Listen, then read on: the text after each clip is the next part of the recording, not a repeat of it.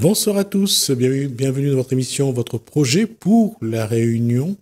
Ce soir, je reçois Jean-Marie Kotaya pour parler de quelque chose. Bonsoir Jean-Marie Kotaya. Bonsoir monsieur. Pour parler de quelque chose que j'ai vu sur les réseaux sociaux, votre vidéo. Vous appelez à la solidarité réunionnaise pour aider certaines victimes de Garance, de cyclone Garance du 28 février. Et je voulais juste vous poser une question. Pour vous, c'est quoi la solidarité réunionnaise? Tout à fait. Mais avant de vous parler, j'aimerais vous dire, vous raconter, faire un petit historique de ce que j'ai vu, j'ai vécu pendant ces périodes où je suis allé à la rencontre des gens qui ont été victimes. Il y en a beaucoup chez Saint-André, je pense qu'à La Réunion aussi, parce que, comme je l'ai dit dans la vidéo, eh ben, c'est une catastrophe, c'est un cyclone qui était dévastateur. Mais lorsque vous arrivez devant une maison qui est dévastée, qui n'a plus de toit, vous êtes estomaqué. On voit la violence de ces vents, de ce phénomène. Et là, lorsque vous arrivez aussi à faire sortir les gens de leur foyer, et là, vous êtes un peu encore touché, ému. Et vous êtes même impuissant. Vous avez un sentiment d'impuissance qui vous envahit. Qu'est-ce que vous allez dire à ces personnes-là qui sortent? Quand vous regardez le regard, vous avez le regard qui vous fixe. Vous avez l'impression que vous posez la question, qu'est-ce que je suis venu faire? Et parce que le regard, on dit non, on a l'impression qu'ils attendent une solution. Ils attendent une aide, quelque chose qui pourrait les réconforter. Mais malheureusement, ça fait des semaines que ça dure et ils sont là. Parce qu'il faut se rappeler, la chronologie des faits, c'est que il y a 3-4 semaines avant, il y avait des coupures d'eau qui a posé un problème sanitaire assez important. Quand je dis un problème sanitaire, lorsque vous avez 7 personnes qui vivent dans un foyer, le problème de se laver, de faire manger, de nettoyer la maison, de faire cuire le manger, et aussi le problème de chasse d'eau. Donc, vous avez un problème sanitaire très important. Mais au-delà de ça, il y a le cyclone qui arrive, qui dévaste la maison. Il y a plus de... Les gens sont obligés de se mettre dans la cuisine, se mettre à plusieurs dans la cuisine pour dormir.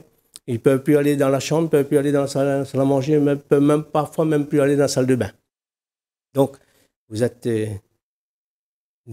désarmés. Vous voyez cette situation catastrophique dans laquelle les gens vivent. Il faut y aller, il faut voir. Eh bien, on ne sait pas quoi leur dire. Mais on n'a pas de solution. J'ai pas d'aide à apporter. Je leur dis, je ne suis pas venu apporter une aide, je ne suis pas apporter de secours. Mais je suis apporter un réconfort. Je suis obligé de le dire. Mais ce n'est pas suffisant. Parce que dans le regard que vous avez, c'est un regard livide. Vous voyez qu'ils ont été touchés dans leurs biens. Les biens personnels, leur maison, leurs meubles, ainsi de suite. Mais aussi, ils ont été touchés psychologiquement. Ils ne savent pas quoi faire. Est-ce qu'il faut attendre? Il ne faut pas attendre? Qu'est-ce qu'il faut faire? Ils sont dans un désarroi total. Ils sont dans un dénouement total. Donc, comment peut-on s'en sortir de cela? Et qui est responsable de ces catastrophes? Personne. C'est une catastrophe naturelle. On ne peut pas imputer la faute à qui que ce soit. C'est une catastrophe naturelle. Peut-être si on remonte dans le temps, on va dire, bon, c'est des pollueurs. Et ben, il y en a des pollueurs, il y en a des milliards. Hein. Nous sommes aussi des pollueurs. Donc, on ne peut pas l'imputer. Mais, par contre, qui a la responsabilité d'aider ces gens-là? Moi? Les particuliers? Non. Il y a des gens qui ont été mandatés pour aider ces personnes-là. Ils doivent prendre leurs responsabilités. Ils doivent essayer d'apporter le réconfort, mais aussi apporter des solutions. Pas de solutions fondamentales qui peut-être durables, mais assez d'un court terme, que ces gens-là puissent au moins passer un moment agréable. Parce que ça fait quand même, au-delà de la coupure d'eau, le cyclone, il y a une coupure d'électricité aussi. Et qui a posé un problème fondamental. Parce que là aussi, vous n'avez pas de sanitaire et vous n'avez pas d'électricité. Avant, on faisait cuire le manger dehors, mais on ne peut pas. Déjà, on ne peut pas sortir parce qu'il y a le mauvais temps. Donc, comment faire? Donc, je pense que les élus devaient prendre leurs responsabilités, d'abord. Parce que ce n'est pas normal que les gens soient dans un dénuement total et que ça reste indifférent. Moi, je ne suis pas indifférent. Je suis arrivé, mais je ne peux pas. Je ne peux rien faire. Mais qu'est-ce que je peux faire moi, personnellement? C'est pour ça, lorsque je suis venu, j'ai fait une démarche, fait une petite vidéo pour conscientiser les gens.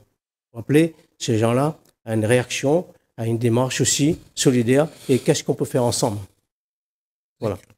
Alors, qu'est-ce qu'on peut faire ensemble? Déjà, il faudrait peut-être que les personnes puissent dire quels sont leurs besoins urgents, qu'est-ce qu'ils ont besoin rapidement pour qu'après, lancer l'appel. Parce que les maisons qui sont dévastées, dont le toit sont partis, là, il faudrait vraiment des moyens. Et pour refaire le toit, c'est pas 10 euros, c'est 100 000 euros. Ouais. Donc ça, on ne pourra, ça met du temps à arriver, si ça arrive. Mais comment savoir aujourd'hui ce que ces personnes-là ont besoin et que les Réunionnais peuvent ensemble essayer de leur apporter? Oui. Ce que vous dites, c'est très bien, mais on ne peut pas se substituer aux personnes qui sont responsables. D'accord? Ça c'est une chose, il faut bien le comprendre. Maintenant, qu'est-ce que nous, on peut faire? Appeler la solidarité. La solidarité, il faut une structure. On ne peut pas avancer sans qu'il y ait une structure et d'une forme juridique. Parce qu'on ne peut pas aller chez les gens et puis, par exemple, aller à la mairie ou aller chez un fournisseur ou aller au conseil général, au conseil régional d'une collectivité quelconque pour dire, voilà, je représente ça. Non, il faut une structure Qui peut juridique. lancer une solidarité structurée au niveau de la Réunion pour aider les Réunionnais aujourd'hui? Il suffit de prendre en main, c'est-à-dire que si nous avons suffisamment de gens qui se manifestent dans cette solidarité... C'est un appel que lance aujourd'hui Jean-Marie Cotaya, bien sûr. Que les Réunionnais qui veulent aider d'autres Réunionnais se manifestent? Mais bien sûr, bien sûr. Maintenant, après cela, on va discuter quel genre de structure qu'on peut mettre en place, quelle forme juridique on va donner, parce que ça va nous ouvrir les portes. Je ne dis pas comment on va faire, qu'est-ce qu'on va faire comme structure, mais au vu de gens qui vont venir, qui vont dire, voilà, je peux faire ça, je peux faire ça, je peux faire ça. Donc, il y a une synergie qui va se mettre en place et on va pouvoir définir les modalités dans lesquelles on va pouvoir agir. Parce qu'il faudra connaître la porte de la mairie, CCAS, il faut connaître la porte du conseil général, parce que c'est leur job, le conseil régional, la préfecture, il faut avoir des autorisations administratives, beaucoup de choses, tu comprends? Donc, tout ça, il demande quand même, il y a une structure pour mettre en place. Et ça, il faut que nous avons les moyens humains d'abord. Je vais mettre les pieds dans le plat, mais la plupart de ces gens-là ont déjà frappé aux portes des structures dont vous venez énumérer. Oui. Et pour l'instant, on leur dit, il faut attendre. Oui. Et malheureusement, parce que ces gens-là, ils n'ont pas anticipé. Ceux qui sont responsables n'ont pas anticipé. Il y a un budget. Il y a des structures qui attendent toujours leur budget, qui n'ont toujours pas eu de budget. Oui, mais je suis d'accord avec vous. Mais il y a un budget provisoire. Oui. Hein? On peut, si on est un bon gestionnaire, on arrive à créer un budget provisoire que après ça va renflouer les caisses lorsque le budget sera accepté. Mais il ne vient pas toujours de l'État. L'État, c'est très loin, c'est très éloigné de la population. On ne peut pas attendre toujours tout de l'État. L'État, il assume ses responsabilités, bien entendu, et qu'il donne les dotations concernées. Mais en attendant, la responsabilité, la décentralisation, la commune et la municipalité ou le conseil général, il doit assumer aussi. On ne peut pas laisser les gens dans une précarité extrême comme ça. D'accord. J'entends ce que dit Jean-Marie Cotaya. Dans ce cas, comment Jean-Marie Cotaya va mettre en place une structure avec les Réunionnais qui voudront bien apporter leur contribution personnelle, je veux dire, y participer, comment ça va se faire et comment il lance son appel ce soir? Déjà, sur le petit vidéo, j'ai lancé un appel. D'accord, ok. Aujourd'hui, ce soir, je viens chez vous, c'est pour lancer un appel. D'accord. Après, j'ai eu des gens qui m'ont retourné. D'accord. C'est des gens qui ont apprécié. Ouais. Ils n'ont pas dit que je vais participer. Ouais. Il y a une seule personne qui m'a dit je peux participer. D'accord. Ouais. Mais il n'y a pas beaucoup qui sont manifestés pour dire voilà, je vais participer, je vais apporter telle chose, je vais apporter un toll, je vais peut-être un FAU ou bien une PANSE ou un truc comme ça, ou bien il va apporter un besoin financier. Il n'y a pas de manifestation pour l'instant, on comprend? D'accord. Donc, nous, on a fait, moi, je fais ce que je peux, mais j'attends des réactions à venir, que les gens me disent, voilà, qu'est-ce qu'on peut faire ensemble? D'accord. Est-ce qu'on peut monter une association? Mais une association qui soit prioritaire. Parce que nous défendons une cause prioritaire. Ça veut dire que lorsque nous allons au Conseil général, il faut que nous ouvrons les portes. À la mairie, il faut nous ouvrir les portes. Il ne faut pas que nous nous battons en touche. Donc, il faut qu'on arrive à faire forcer les structures administratives et politiques qui nous acceptent et qu'on débat, qu'on met en place. Voilà, on a besoin de ça, on a besoin de ça. Il y a une réalité, c'est que les besoins sont immenses entre le nombre de toits qui se sont envolés, entre le nombre de maisons qui se sont effondrées. Il y a ce contexte-là. Il y a des gens, comme vous l'avez dit tout à l'heure, qui dorment à plusieurs dans une pièce, dans une cuisine, dans une chambre. Et pendant le cyclone, il y en a beaucoup qui sont cachés sous la table. C'est ça. Comment aujourd'hui, et c'est ça qui, pour moi, pose le problème, déjà, est-ce que le Réunionnais a envie d'aider? Parce que déjà, par rapport à ce que vous dites, mais c'est ça. La solidarité réunionnaise, c'est pas celle qu'on a connue il y a 40, 50 ans. Pas du tout. Parce que ce qu'on a connu, nous, notre génération, eh bien, dans le quartier, il arrivait un événement malheureux ou heureux, tout le monde le savait. Oui. Bon, il y avait un décès qui arrivait, tout le monde le savait dans le coin, mais il arrivait même en ville. Monsieur Intel est décédé, Madame Intel est décédée. Et pourtant, vous voyez, il y a une inversion des valeurs. D'accord ? Parce que avant, on était moins nombreux, la population était moins nombreuse. Oui. C'est-à-dire, quand vous prenez en France, aujourd'hui, il y a 162 millions. Oui. Il y a 30 ans, c'était 30 millions, 35 millions. Oui. À La Réunion, nous sommes à 800 millions, 800 000 habitants ou 900 000. 880 000 à peu près. Voilà, on approche de 900 000. Mais il y a 30 ans, on est à 400 000. D'accord ? Donc, vous voyez, cette inversion, c'est-à-dire, il y en a beaucoup plus de monde, d'habitants, il y a moins de gens solidaires. Ah, d'accord. Avant, il y avait des gens, moins de monde, il y avait beaucoup plus de gens solidaires. D'accord. Et vous avez l'information, c'est pareil. Vous avez un système d'information qui circule, des médias qui circulent beaucoup et qui envoient des informations à toutes les secondes. Hein. Mais vous avez un déficit puisque les choses fondamentales, on n'arrive pas à le savoir. Par exemple, quand je viens vous citer, quelqu'un est décédé, quelqu'un est atteint d'une maladie, quoi que ce soit, eh bien, vous allez l'apprendre après. Ouais. Alors que nous avons des moyens sophistiqués pour pouvoir le faire savoir. Donc, on n'arrive pas à le faire savoir. Bien sûr, il y a des émissions, ils vont dire telle personne. Mais on n'arrive pas à cerner cette information, on n'arrive pas à s'en approprier. Parce que peut-être on n'a pas le temps qu'il faut, il y a beaucoup de choses qui ont changé. Les valeurs ont beaucoup changé. Donc, il y a une inversion totale. Justement, les valeurs ont changé. Apparemment, le Réunionnais n'est plus si solidaire que ça. Et là, Jean-Marie Cotaya fait appel à la solidarité réunionnaise. Ça voudra dire que c'est un travail d'information et de communication qu'il va falloir faire. Bien sûr. Il faut en fait, ce qu'il faut faire, c'est qu'il faut essayer d'éveiller en l'homme réunionnais ce sentiment de solidarité. On ne va pas dire qu'il va donner ça ou de ça. Il faut qu'il arrive à créer cet amour de solidarité. On ne peut pas le dire, c'est factuel, c'est quelque chose qu'on va le faire comme ça. Non, c'est un travail de fond.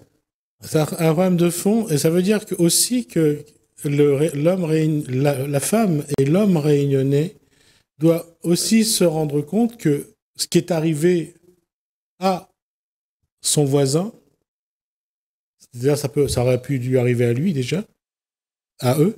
Et l'autre part, c'est que c'est un élément de la vie et c'est un élément qui nous oblige.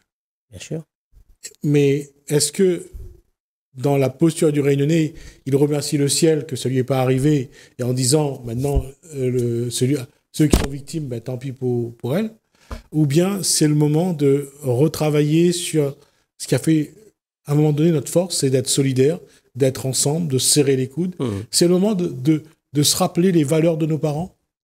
Vous avez raison de dire ça parce que, en fait, lorsque vous parlez de la solidarité des Réunionnais, mais on a l'impression qu'elle a disparu. On a l'impression que, mais c'est pas les moyens qui nous manquent. Ouais. Que vous avez dit que ça pourrait nous arriver demain aussi. Mais la preuve en est, il y a des gens qui ont été bien lotis, mais ils ont trouvé leur toit enlevé. Tout à fait. Ouais. Donc, on n'est pas à l'abri de quoi que ce soit. Donc, c'est pour ça il faut que nous, les Réunionnais, on crée cette solidarité. On en a besoin, parce que tout le monde en aura besoin. Et comme je l'ai dit dans la vidéo, nous vivons dans une période, après dans un environnement géographique qui est beaucoup exposé à ce genre de catastrophe. Il va arriver. Ce sera beaucoup plus, peut-être plus intense, c'est pas souhaité, mais ça va arriver, puisque le réchauffement climatique s'accélère, et puisque le dérèglement climatique s'opère aussi, également, et donc il se manifeste par des catastrophes telles que c'est. Peut-être de plus en plus difficiles, de plus en plus dur. Ouais. Là, on parle de séisme dans d'autres zones qui sont un peu identiques. Birmanie, en Thaïlande. Voilà. Ouais. Donc, il est important, il est primordial de trouver une solution de solidarité. Après, sera une force, sera une synergie que nous pourrons obliger les politiques, les décideurs de pouvoir prendre en compte cette situation. D'accord. Mais reste que le plus gros travail, ça sera de mobiliser, de sensibiliser et mobiliser le peuple réunionnais. Bien sûr, il faut qu'ils en prennent conscience. Ouais. Et peut-être ils ont conscience, mais timidement ils avancent, mais c'est pas suffisant. Il faut y aller, il faut dire voilà, mais vous avez raison, on va faire ça. Qu'est-ce que je peux faire, qu'est-ce que je peux pas faire, qu'est-ce que je peux apporter. Donc à partir de ce moment-là, on va mettre en place une vraie stratégie pour pouvoir aider les gens. Et justement, quand on parle de stratégie, en termes de communication, aujourd'hui, il y a beaucoup de personnes qui ont été victimes de Garance, qui n'ont pas été déclarer leur perte, qui n'ont pas été dire tout ce qu'ils ont subi, et qui sont, pour certains, dans un état psychologique complexe, parce que ça marque quand on a toute la case qui tremble, et que pendant des heures, on est là à prier pour que la case ne s'envole pas.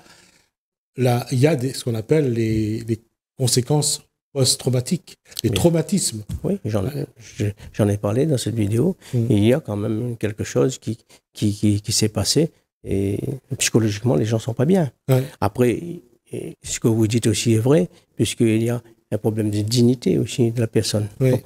Et il se pose comment il a travaillé pendant 30 ans, ou 40 ans, 50 ans, il a mis ses enfants, ses petits-enfants, et voilà, aujourd'hui, il est comme un mendiant.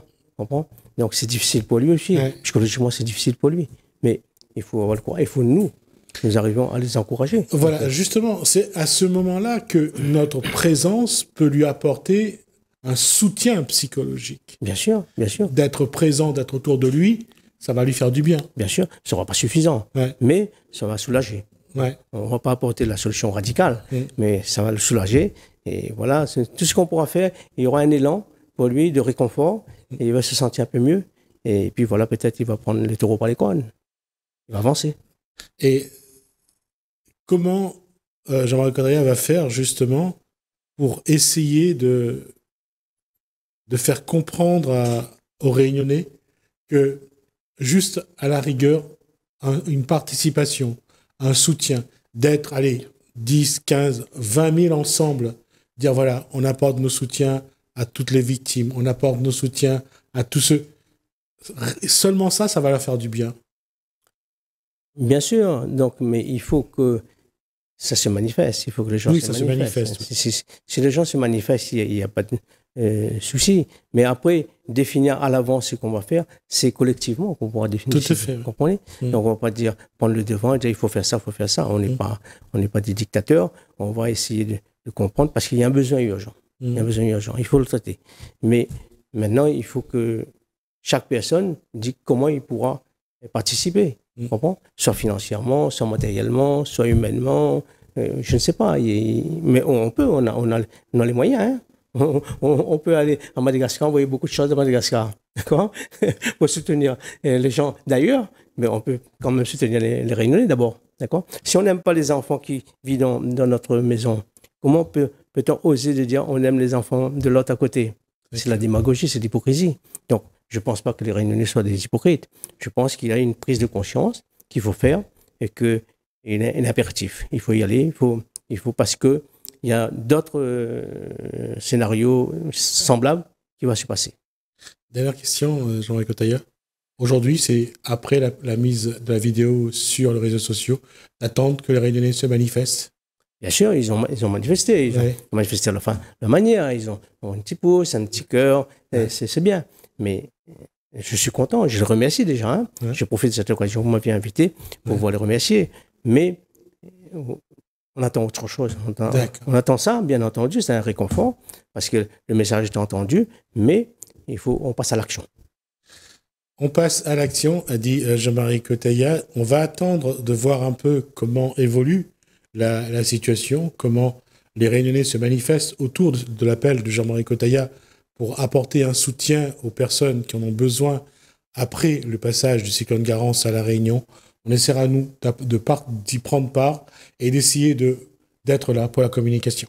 Ah ben, je vous remercie. Je vous remercie de m'avoir accepté. Je vous remercie pour la promesse. Merci Jean-Marie Cotaya. Merci à vous de nous avoir suivis. Merci Alain, merci François. Je vous dis à bientôt.